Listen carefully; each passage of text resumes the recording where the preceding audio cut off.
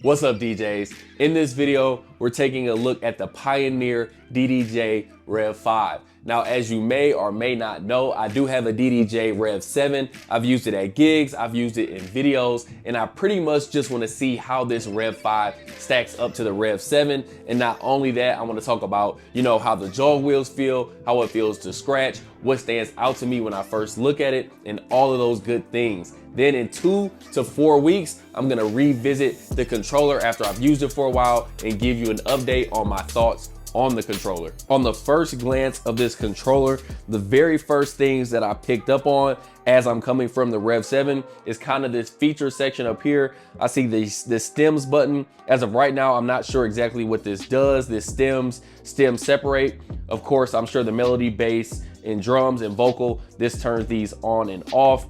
I see these pads below as well, so it'll be cool to jump into that. I also see this auto BPM transition. I've heard about the auto BPM transition, but I haven't actually used it in real time, so I will be checking that out. Everything else about the controller so far definitely reminds me of the REV7 for the most part. We got these tempo sliders up here.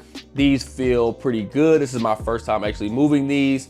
These feel pretty good, have some resistance, and we have that lock in the middle, which I always like to have that lock in the middle. Now I'm just gonna play with the jog wheel a little bit. Definitely has a CDJ feel. I've never personally owned CDJs or used them that much. However, I do know what the jog wheels feel like, and this definitely reminds me of that. And of course, here you can adjust whether you want it light or heavy, the feel of this jog wheel. So this feels pretty good. In a second, I'll do a scratch test after I, kind of just glance at the rest of the controller first. Of course, in the middle section here, I see that we no longer have our hardware effects, which are really nice on that REV7, but we do have this FX select. So we have the 1, 2, and the 3 here. We do have the pad effects lock, which I really like. Now I'm glancing over, of course, we have the same thing on this side. We have our cues here, and we have our sampler volume. Now let me just feel this crossfader. This feels pretty good. Definitely feels pretty bouncy. For me, I'm always coming from the DJM-S9 mixer. I'm using that mixer the most as far as when I'm practicing scratching. So it's always interesting feeling a controller's crossfader and just how it feels. Now for me, I use the DJM-S9 mixer the most. So it's always interesting feeling other crossfaders compared to that one because the S9 feels amazing. However, this crossfader also feels really good. Looking down below, there's no feeling adjust that I can see at the bottom. So I'm not sure if you can take this apart and actually adjust it. However, it feels really loose, feels really good, feels really fluid so far. So I'll definitely have a good time doing that scratch test there.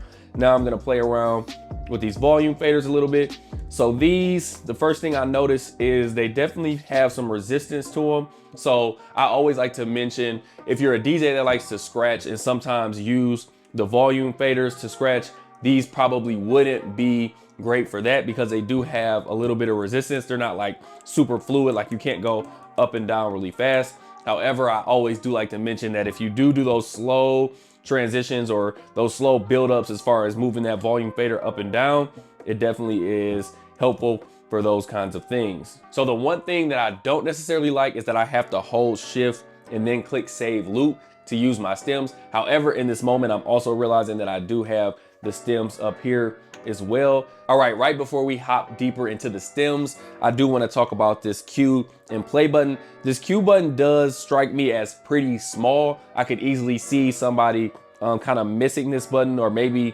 the gap between the cue and the play seems pretty decent. However, it's just pretty small. I don't think I've ever seen a cue button this small. However, it feels okay when I press it. You definitely can feel that click, that full click in there. And then lastly, I do want to just press some of these pads. As I'm pressing these pads, these feel really, really good. These actually remind me of my S9 mixer or the REV7. I really, really like the pads and how they feel on this REV5 and other models similar to this. Now, a few more things to test before we hop into the stems. Just want to play around with this filter knob. This feels pretty fluid. Again, smaller knob. However, I still think the knob is a good size. We do have, of course, our mixer section up at the top here. We have our trim. feels pretty good, like our standard trim. I'm actually gonna go ahead and turn this up to the middle here, just about in the middle. We have our lows, our mid, our high. These feel pretty fine. All right, so there's my quick first look as far as feeling the jog wheels, playing around with the crossfader, feeling the knobs, feeling the pads, and just, you know, pretty much giving my perspective literally on a very first look. Again, I've never touched this controller. I've never seen it up close like this. This is the very, very first time that I've taken it out of the box. So first thing I want to do is hop into these stems, then we'll do a scratch test, do a quick mixing and transitions test, and then I'll let you know who I think this controller is best for. And then in my follow-up video, I'll again answer some of the same questions as well as different questions and pretty much give you my perspective after I've used it for a little while. But first, let's hop into these stems. Go, she do, hometown hero, feeling myself, can't murder my ego. I deep though. Certified freak hoe, hang around dust and she learning my lingo. Back then wasn't worried about me though. In the gym trying to work on my freak though. Goddamn, spending money discouraged from sharing my blessings. We used to share a connection. Now it just feels like it's wearing and stretching. I'm getting real sick of taking advice from people that never could stare at reflections. Somewhere in there is a lesson. Y'all ain't involved in it. I got a BB Simon belt on me and she trying to get it. I'm passing. Type of distraction. That's my type of she Latin. My swag they keep jacking. I ain't doing no verse, quit asking. All right, I just played around with the stems a little bit. First thing that I thought was pretty cool was actually if you double tap this stem solo right here, if you just double tap it, you can see this little red light illuminate. And then what this essentially does is it lets you solo whichever part of the stem that you want. So when this is enabled, if I go ahead and press the vocal, you can see that we just have the vocal now playing and it takes everything out. Then if I switch to the melody, it just plays the melody or the bass or the drums and so forth. So before I hop into the auto BPM transition next, I do want to talk about two things. So number one is going to be, of course, we don't have our hardware effects like we do have on the REV7. So that's one thing that the REV7 definitely beats this controller on, is having those hardware effects. Now, something that I use really, really often is going to be reverb. So in Serato, I actually checked out the reverb and I also checked out the Epic reverb drop. So when I do use software effects, I typically use the Epic reverb drop more often. And I haven't heard software effects in a while. And I have to be honest that they do not sound great. However, I do think this is because I'm so used to using my S9 mixer or using my REV7 as well, and those sound really crisp and clean. I always think hardware effects are gonna sound a little bit better. However, I did use tons and tons of software effects in the past, so it's not like it's a huge deal as far as when you're DJing. All right, and now the moment that I'm always waiting for and love testing on new equipment, especially new controllers, is how scratching actually feels. So I'm gonna load up Serato Scratch. Let's see what it feels like.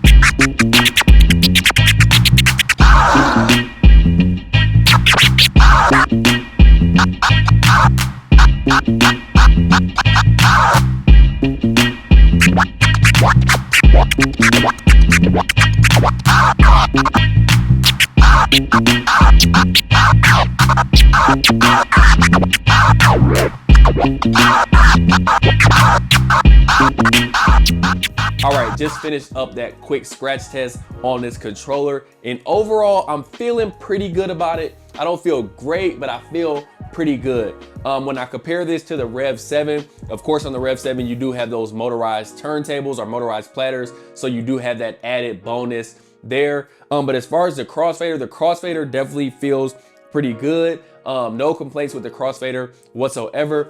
The one thing I do realize though is when you have a track actually playing on this particular controller, and this may be similar to other CDJs as well, you have to put a decent amount of pressure on the actual jog wheel, because if you hold it too lightly, just as I'm holding here. So like you can see that I'm still holding it, but the song is still playing. So you do have to apply a little bit of pressure to actually get that track to stop. So that's something I'm not used to. I don't know if I've ever witnessed that on other controllers, but that might be something that other controllers have in common. So that did throw me off a little bit because I'm so used to just holding my fingers on the platter really, really lightly.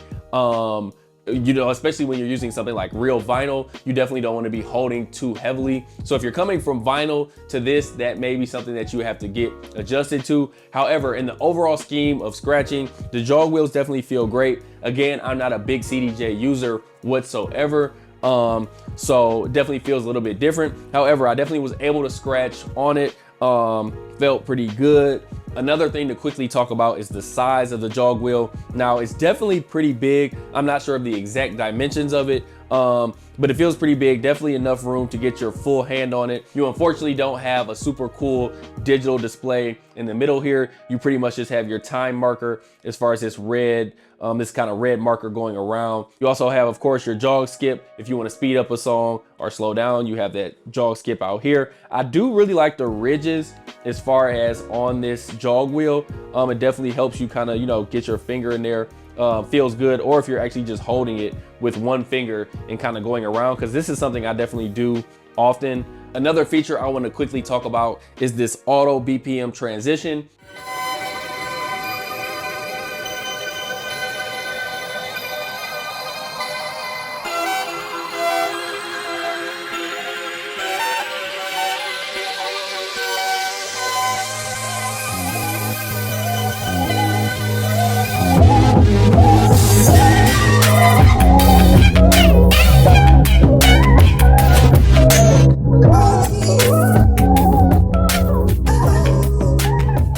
All right, so there's a quick example of me playing around with the auto BPM transition a little bit. I could definitely see how this could be helpful. So essentially, all you have to do is if you have two different tracks, as you can see, if I take off, make sure sync is off both of these. If I have this track at 71 over here, and I have this track at 80, essentially what you can do is you can hold shift and press select, and you can select whether you want the auto BPM transition to happen over this amount of time. So you could select 1 bar, 2 bars, 4 bars, or 8 bars. If I just go ahead and press that play button right there, it's gonna actually go ahead and sync up to the other deck, and it's gonna make sure that those move, and at the end, or move at the same time, and at the end of those 4 bars, it'll stop on whatever BPM that I have over here. So it's still gonna require you to beat match. You have to, no matter what time you wanna start the other track, you wanna make sure if you're scratching it in, that you're scratching it in at the right time. Or if you saw how I did it, I actually had a loop going, and then I just disable the loop at a certain time. So you want to make sure that you do have those two tracks playing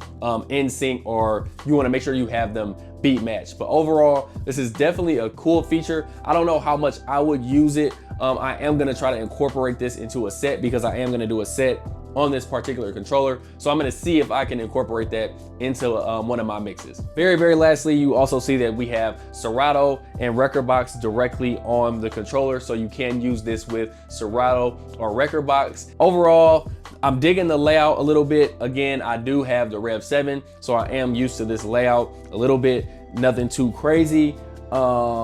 But yeah, this is the first look as far as me using this REV5. I am gonna follow up again in 2 to 4 weeks. I'm gonna definitely try to get a mix in so you can see like a full performance mix of me using this controller. And yeah, that's pretty much it. So if you enjoyed this video, please press the like button, please press the subscribe button, and turn on that notification bell so you know the next time that I upload a video. And without further ado, I will catch y'all on the next flight.